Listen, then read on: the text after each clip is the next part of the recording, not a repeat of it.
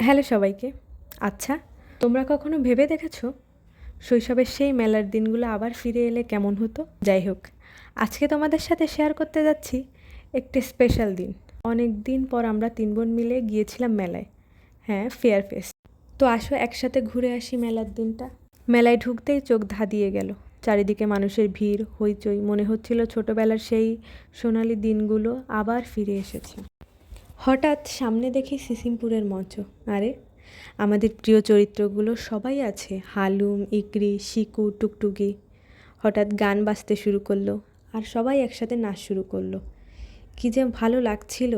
সব মিলিয়ে মনে হচ্ছিল নতুন করে আবার শৈশবে ফিরে গেছি। তখন মনে হচ্ছিল আমি বোধহয় আবার বাচ্চা হয়ে গেলাম। এক একটা মুহূর্ত আমাদের ছোটবেলার স্মৃতি ফিরিয়ে আনছিল। এরপর চোখে পড়লো কালারফুল সব স্টল। কোথাও জামা, কোথাও চুড়ি, কোথাও খাবারের স্টল, সাজসজ্জার জিনিস।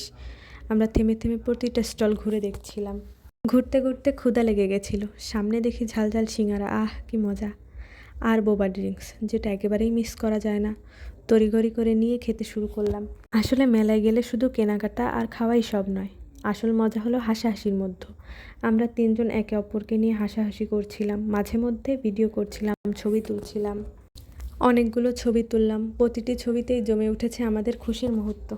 দিন শেষে মনে হচ্ছিল সময়টা চোখের পলকে কেটে গেল, কিন্তু প্রতিটি হাসি, প্রতিটি ছবি আর ভিডিওতে ধরে রাখা মুহূর্তগুলো চিরকাল অমূল্য হয়ে থাকবে।